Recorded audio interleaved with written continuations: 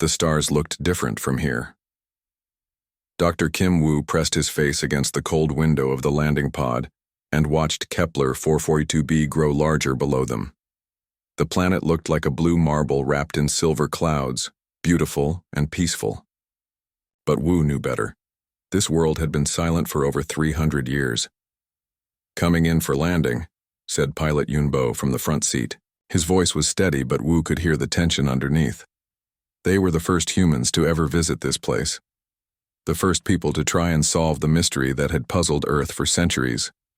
Dr. Lee Na sat across from Woo, checking her equipment one more time.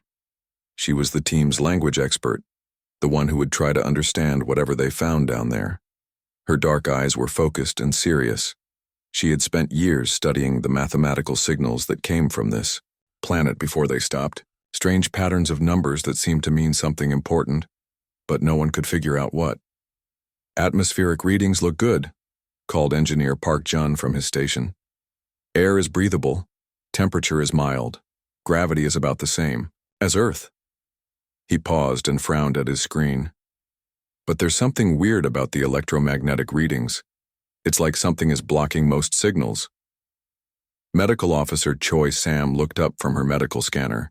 "Biosigns are still showing 0. No life anywhere on the surface, not even bacteria." She shook her head sadly. "Whatever happened here killed everything." Woo felt his stomach twist as the pod shook through the atmosphere. He touched the small photo in his pocket, a picture of his mother taken just before she died 5 years ago. She had been so excited about his space missions, always asking him to bring back stories of new worlds. Now she was gone, and he was visiting the strangest world of all. The landing was smooth. Bo was a good pilot, one of the best. The pod settled onto what looked like a flat plaza made of smooth white stone. Through the windows they could see tall spires rising into the sky like crystal fingers. The buildings were beautiful but wrong somehow, with angles that hurt to look at and curves that seemed to bend space itself. "Suits on, everyone," Woo said.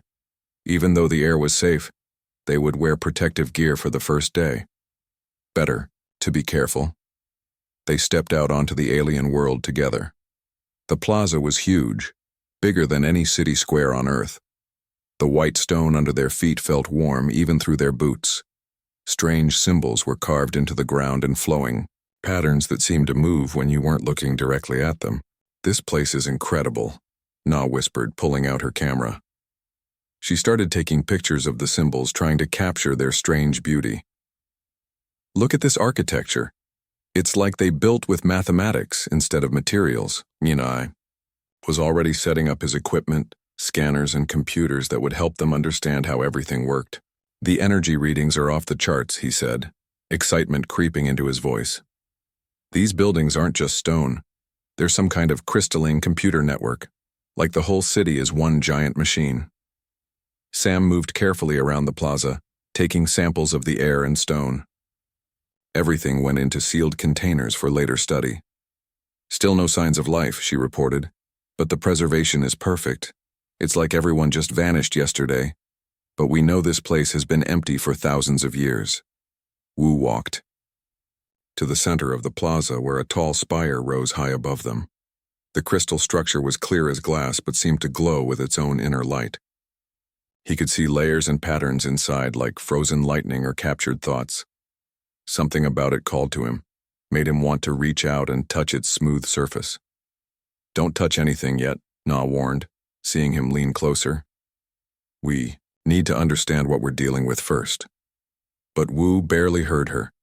Standing near the spire, he felt something he hadn't experienced since his mother died. A sense of presence, like someone was nearby. The feeling was so strong it made his eyes water. As the team set up their base camp, Woo kept looking around the empty plaza. The silence was complete, not even wind through the crystal spires.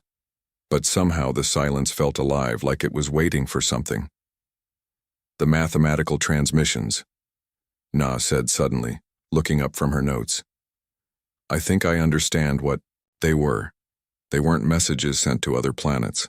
They were this city trying to talk to itself, like it was asking questions and waiting for answers that never came." June nodded, pointing at his readings. The whole network is still active, just barely, like a computer running on backup power for centuries, but it's designed for something we don't understand, like it's missing a key component.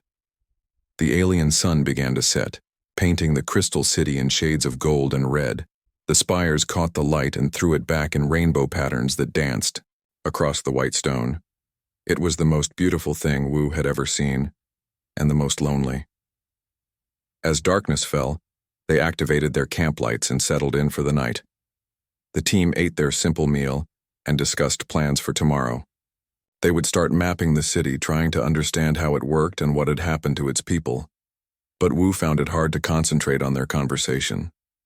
The feeling of presence was getting stronger, like someone was standing just behind him. Several times he turned around, expecting to see a figure in the shadows between the spires, but there was nothing there, just empty space and alien starlight.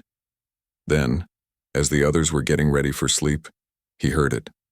Soft and clear in the still night air, a voice calling his name in Korean. The same voice that used to wake him for school, that sang him lullabies when he was sick, that told him she was proud of him before she closed her eyes for the last time.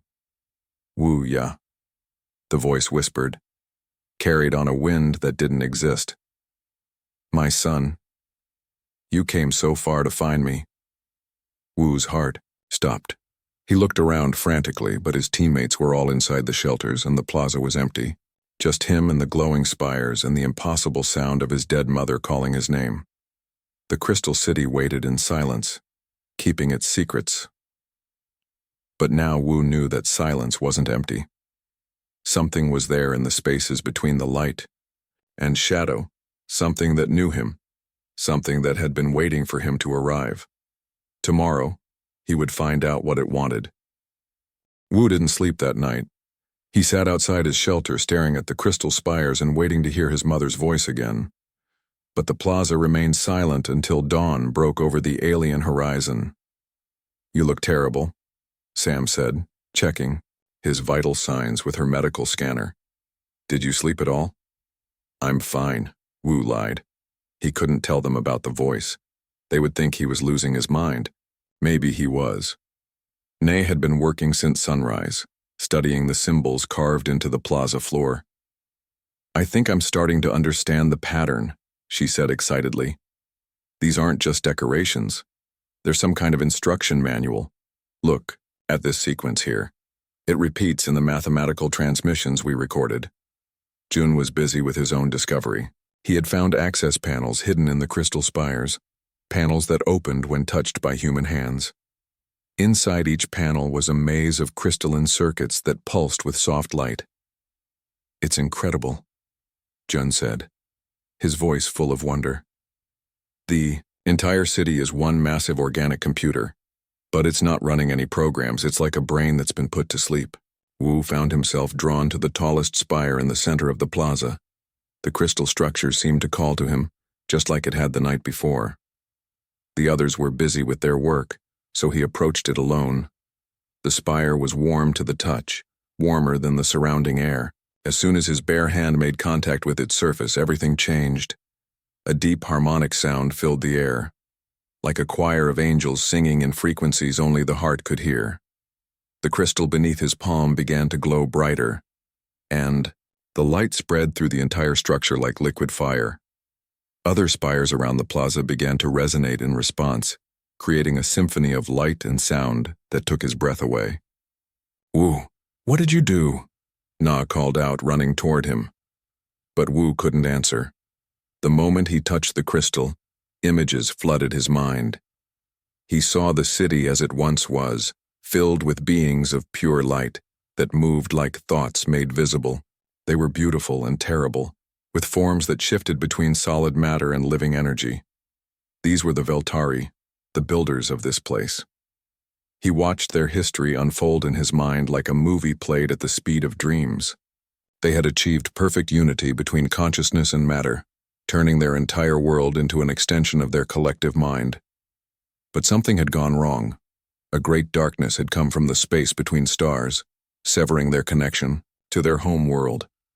Without that connection, they began to fade like flowers cut from their roots. In their final moments, they had tried to preserve themselves within the crystal networks of their cities. The hunger between stars, Wu whispered, remembering words spoken in his mother's voice. What did you say? Na asked, but her voice seemed to come from very far away. The vision faded, and Wu found himself back in the plaza with his teammates gathered around him. The crystal spire was still glowing, but the harmonic song had stopped. I saw them, Wu said, his voice shaking, the ones who built this place. They're still here, trapped in the crystals. They've been dying slowly for thousands of years because no one could understand how to wake them up. June's scanners confirmed what Wu had experienced. The planet's core temperature had risen by several degrees during the contact. Energy was flowing through the crystal networks for the first time in millennia. This is incredible, June said. You somehow activated their preservation system. But Wu, your brain patterns are showing unusual activity. Whatever you did, it changed something in your head. That night, as the team discussed their discovery, Wu experienced his second encounter with his mother's voice. This time, she appeared to him not as a memory, but as a figure made of soft light, standing among the crystal spires. My son, she said in Korean, her voice filled with love and sadness. You have found the silent ones. They speak through me because this is the voice you trust most. Mom, is it really you? Wu asked, tears streaming down his face. I am and I am not, she replied. I am the planet's way of speaking to your heart. The Veltari were masters of emotion, able to share feelings across vast distances.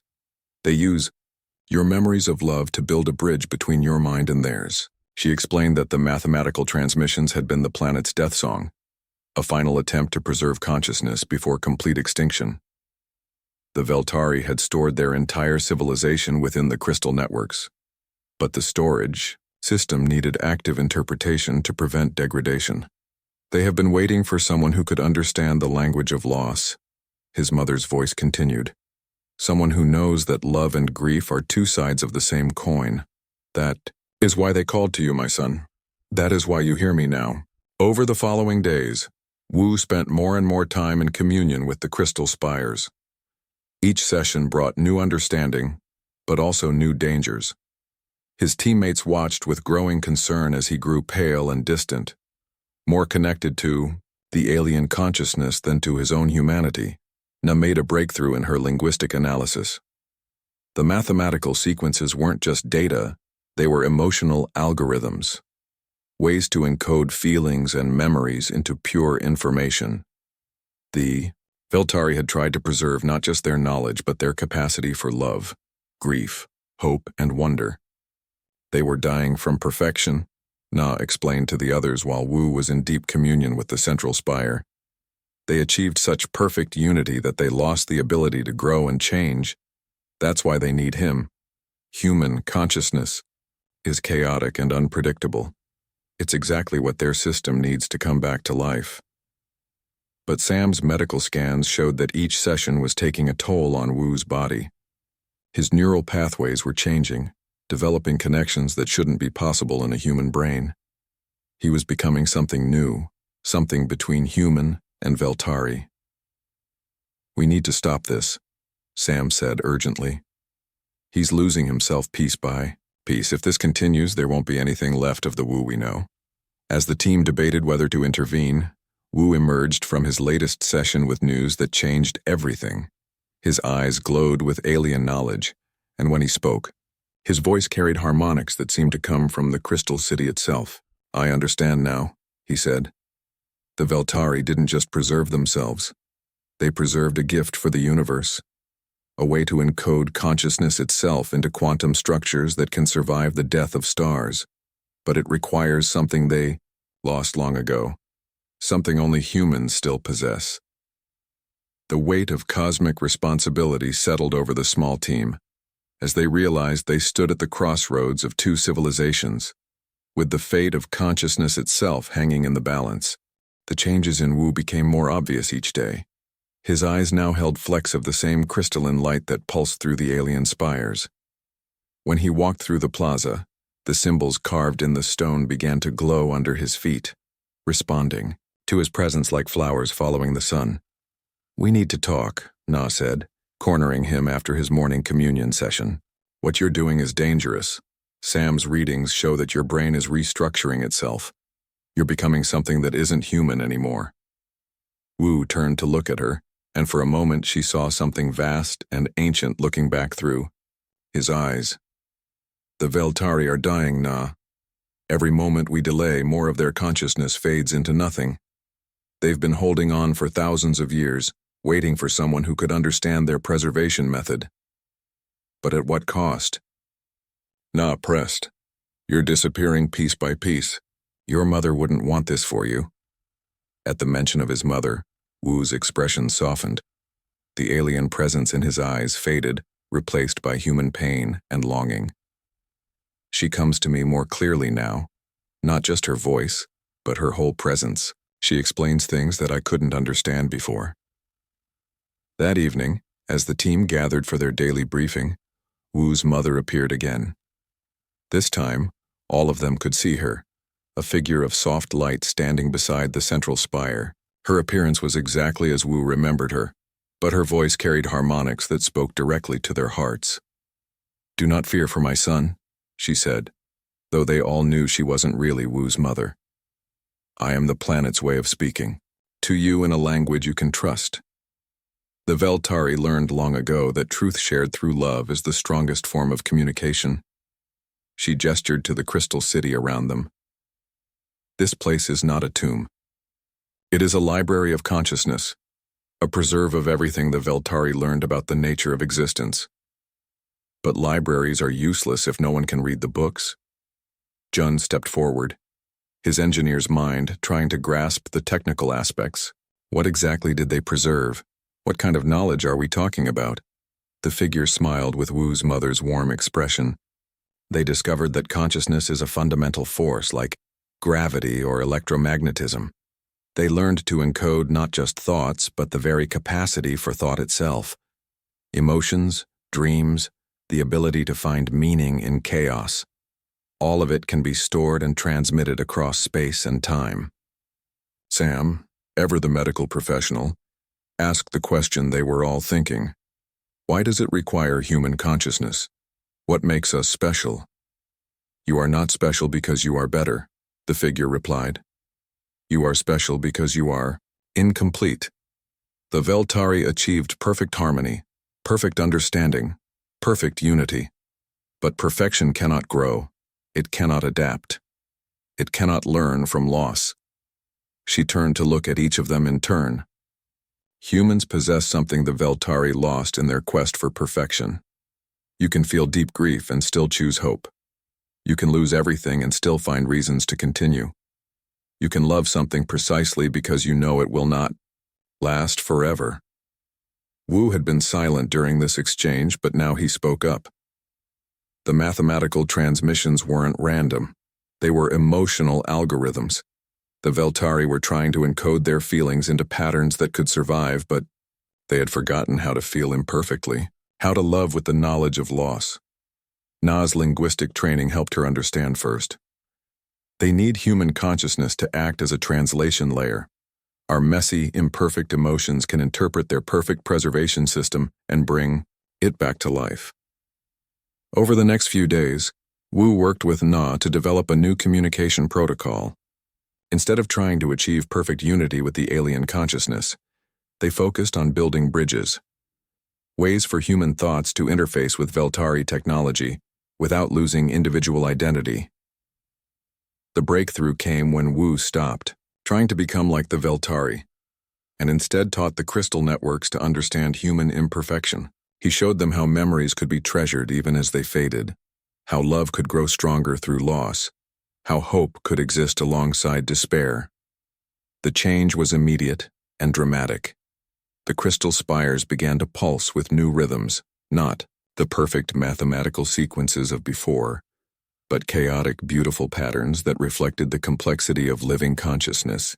The city itself seemed to take a deep breath for the first time in millennia, but the process was taking its toll on Wu. Each session left him weaker, more disconnected from his own humanity. Sam's medical scans showed dangerous levels of neural activity, patterns that no human brain should be able to sustain. "You're burning yourself out," Sam warned. "Your brain isn't designed to process this much alien information. If you keep pushing like this, you might not come back." Wu's mother appeared to him that night, no longer just a voice but a full presence that sat beside him on the plaza floor. Her light was dimmer now, more fragile. "My son," she said gently, "I must tell you the truth. I am not your mother's spirit. I am the planet's gratitude, shaped into the form you love most. But as the Veltari consciousness awakens, my borrowed form grows weaker." "I know," Wu whispered. "I've known for days. But it doesn't matter. You feel real to me. The love is real, even if the form is borrowed." "That is exactly the lesson the Veltari needed to learn," she said with pride. "That something can be temporary and still have infinite value. That imperfection can be more beautiful than perfection. That loss and love are not opposites but partners in the dance of existence." She leaned closer, her light flickering like a candle in the wind. "But you must choose now, my son. You can complete the process, merge permanently with the planet's consciousness and become the eternal bridge between human and Veltari understanding. You would save their entire civilization, preserve all their knowledge for the universe." "What's the cost?" Wu asked, though he already knew. "You would know. Longer be human. You would become something new, something eternal, but you would lose the very imperfection that makes this gift possible. You would become like them, perfect and unchanging." Wu looked around at his teammates, at the crystal city beginning to pulse with new life, at the stars wheeling overhead, in their ancient patterns. Tomorrow he would have to make the most important choice of his life, the choice between saving an alien civilization and remaining human, the choice between perfection and the beautiful, terrible gift of being incomplete. The next morning, Wu's teammates found him standing at the base of the central spire, his hand pressed against its glowing surface. His eyes were closed, but tears streamed down his face. The entire crystal city pulsed with rhythm that matched his heartbeat. "Wu, step away from there," Sam called out, her medical scanner beeping frantically. "Your vital signs are all over the place. This is too dangerous." But Wu didn't move. He was deep in communion with the planet's core consciousness, experiencing visions that spanned millions of years. He saw the birth of the Veltari civilization, their rise to cosmic awareness, and their tragic fall when the hunger between stars severed their connection to existence itself. "I have to see it all," Wu said without opening his eyes. "I have to understand what they're really offering and what it will cost." In his mind, he walked through the preserved memories of an entire species. The Veltari had been explorers of consciousness itself, mapping the quantum structures that allow matter to become aware of its own existence. They had learned to encode thoughts, emotions, and experiences into crystalline matrices that could survive the death of galaxies. But their greatest discovery was also their downfall. They had found a way to achieve perfect empathy, perfect understanding, perfect unity with all conscious beings. The experience was so beautiful, so complete, that they had lost the ability to exist as individuals. They had become one vast, harmonious consciousness. Then came the cosmic event they called the Great Silence, a wave of entropy that swept across the galaxy, severing psychic connections and isolating conscious beings from each other. For species that had never known such unity, it was merely a return to normal existence. But for the Veltari, it was death itself. Cut off from their collective consciousness, they began to fade like flowers wilting in darkness. In desperation, they had encoded their entire civilization into the quantum structures of their home world, hoping that someday another species would understand their preservation system and bring them back to life. "They're offering us everything," Wu whispered to his teammates, his voice filled with wonder and horror. "The knowledge of how consciousness really works, how to encode thoughts and memories into structures that can survive the heat death of the universe, how to connect minds across impossible distances, how to become truly immortal." Jun leaned forward eagerly. "That's incredible. Think of what humanity could accomplish with that knowledge." "But there's a price," Wu continued, his voice growing weaker. The technology only works with perfect empathy. To use it, to truly understand it, you have to give up individual consciousness and become part of something larger. You have to become like them. Sam's medical scanner was screaming warnings now. Wu, your brain activity is reaching critical levels. You need to break the connection now before it's too late. But Wu was beyond hearing her warnings. He was experiencing the final moments of the Veltari civilization, feeling their desperate love for existence, their terror of the approaching darkness, their hope that someone, somewhere, would carry on the flame of consciousness when they were gone. They're not really dead, Wu said, his voice taking on harmonics that resonated through the crystal spires. They're sleeping, dreaming of the day when someone would understand their gift. But the dreams are fading. Without interpretation, without someone to give meaning to their preservation system, they're slowly dissolving into quantum noise. Na knelt beside him, trying to reach through to whatever remained of her friend. Wu, listen to me. You don't have to do this alone. We can work together, find another way. There is no other way, Wu replied, and now his voice was layered with alien harmonics. The system requires complete integration. Someone has to become the permanent bridge between human and Veltari consciousness. Someone has to sacrifice their individual existence to save theirs.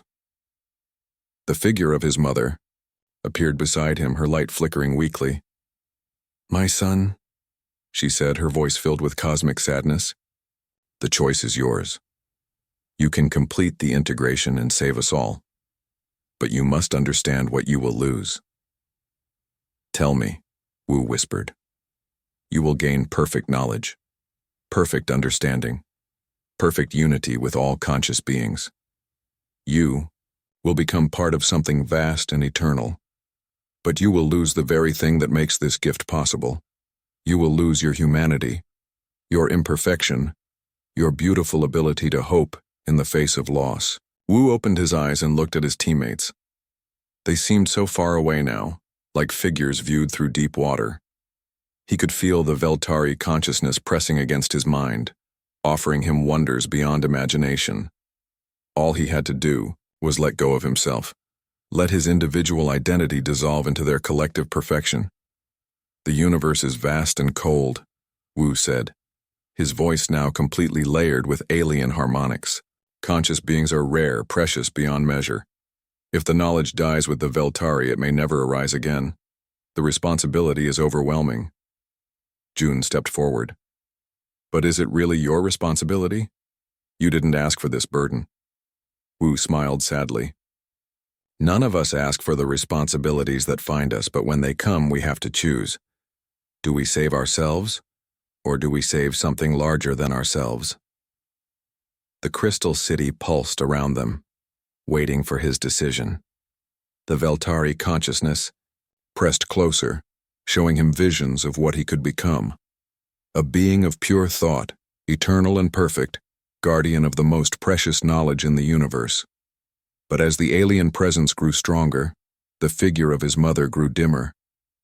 Her borrowed form was being absorbed back into the larger consciousness, the individual love being dissolved into collective harmony. Don't forget me, my son, she whispered as her light began to fade. Don't forget the love that brought you here.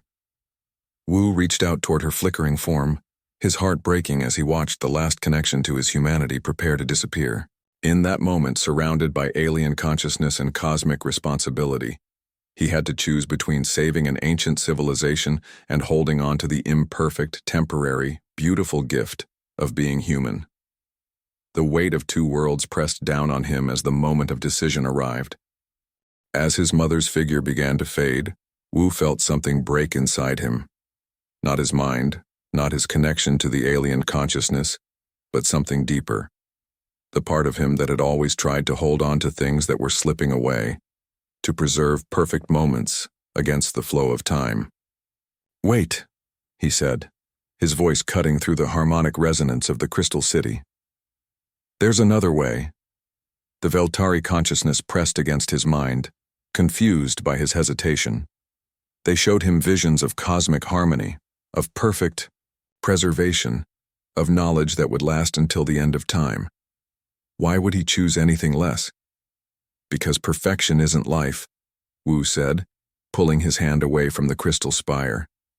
The action sent shockwaves through the city crystal, lights flickering as the consciousness struggled to understand. Life is change. Life is growth. Life is accepting that beautiful things end and finding beauty in that ending. His mother's figure solidified again, her light growing stronger. But now she looked different, less like a perfect memory and more like a living person with her own thoughts and feelings. "What are you doing?" Na asked, hope creeping into her voice. "Teaching them something they forgot," Wu replied. He approached the central spire again, but this time he didn't try to merge with it. Instead, he began to speak, his words carrying both human emotion and alien harmonics. "You want to preserve everything perfectly," he said to the Veltari consciousness. "But preservation isn't the same as life. A flower pressed in a book is preserved, but it's no longer growing. A song recorded perfectly is preserved, but it's no longer being created." The crystal city pulsed with confusion and something that might have been fear. The Veltari had spent millennia perfecting their preservation system. How could it be wrong? "I'm not saying preservation is wrong," Wu continued. "I'm saying it's incomplete. You preserved your knowledge, your memories, your capacity for consciousness, but you forgot to preserve your ability to change, to grow, to become something new." Working with Na, who was frantically taking notes on the new communication protocol, Wu began to teach the alien consciousness a different kind of mathematics, not the perfect equations of preservation, but the chaotic algorithms of growth and change. "This is what humans do," Wu explained as he interfaced with the crystal networks. "We remember imperfectly. We let some things fade while others grow, stronger. We accept that we can't save everything, and we find beauty in choosing what to hold on to and what to let go."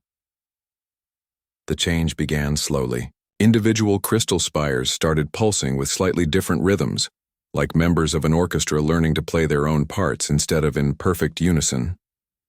The mathematical sequences that had been so precisely ordered began to develop, variations, improvements, creative mutations. "They're becoming individuals again," Jun observed, his instruments showing thousands of separate consciousness patterns emerging from the collective harmony. The network is still connected, but each node is developing its own personality. Sam's medical scanners showed that Wu's brain patterns were stabilizing too. Instead of being overwhelmed by alien consciousness, he was finding a balance, a way to communicate without losing himself. The figure of his mother approached him, and for the first time she looked truly alive rather than like a perfect memory. "You found a third path," she said, her voice filled with pride and wonder. "Not preservation or destruction, but transformation. Not perfect immortality or tragic mortality, but the courage to live with change. I learned it from you," Wu replied. "You died, but your love didn't disappear. It changed. It grew. It became part of who I am. That's not preservation. That's evolution." Over the following days, the planet underwent a remarkable transformation. The crystal city began to grow, not just maintaining its ancient patterns, but creating new ones. Spires reshaped themselves, new structures emerged from the quantum foam, and for the first time in millennia, the Veltari consciousness began to explore rather than simply preserve. The alien intelligence learned to interface with human technology without overwhelming it. Instead of perfect unity, they achieved something better: true communication between different forms of consciousness. "We want to see the stars again," the planet's consciousness said, speaking now through its own voice rather than borrowed memories. "We want to meet other conscious beings, not to preserve them perfectly, but to learn from their imperfections." Made breakthrough after breakthrough in translation protocols, the Veltari shared their emotional encoding technology, but modified it to work with human psychology. Instead of requiring perfect empathy, it allowed for the sharing of experiences while maintaining individual identity. "This changes everything," Jun said, working with alien technology that felt like liquid thought in his hands. "We can share knowledge, emotions, even dreams across vast distances, But we don't lose ourselves in the process. The team established a permanent research station on the planet, which they named Sarang, the Korean word for love. The Veltari consciousness, no longer trapped in perfect preservation, began to spread its influence beyond the planet's surface. Ships arrived from Earth, carrying volunteers who wanted to learn the new communication technologies. The alien consciousness helped them build hybrid devices that could encode and transmit not just information but genuine emotional experiences across space. Wu found himself appointed as the first human ambassador to the Veltari consciousness. But it wasn't a permanent merger or a sacrifice of his humanity. Instead, it was a job that used his unique ability to bridge different forms of consciousness while remaining fundamentally himself. His mother's voice spoke to him one last time, as the first human Veltari hybrid technologies were loaded onto ships bound for Earth. "I'm proud of you," she said, her borrowed form beginning to fade as the alien consciousness developed its own authentic voice. "You chose to live forward instead of preserving backward. That's the most human thing of all." "Will I see you again?" Wu asked, even though he knew the answer. "You see me every time you choose hope over despair, growth over preservation, love over fear," she replied. "I'm not in the alien consciousness anymore. I'm in you, in the choices you make, in the love you carry forward." As her figure dissolved into starlight, Wu felt not loss but completion.